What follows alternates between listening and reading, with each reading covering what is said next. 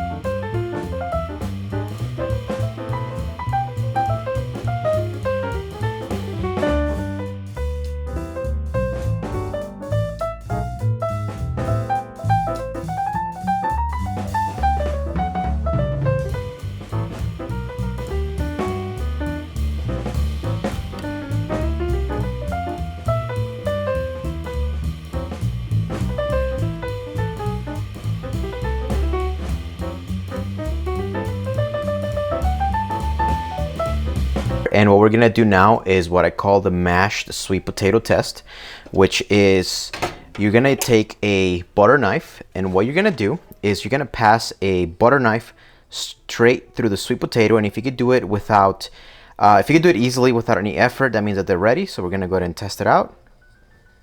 And yep, exactly. That's exactly what you wanna have, is where you get a butter knife and then you pass it through the sweet potato, and it's just effortless, and it's really mushy, and it's really easy. So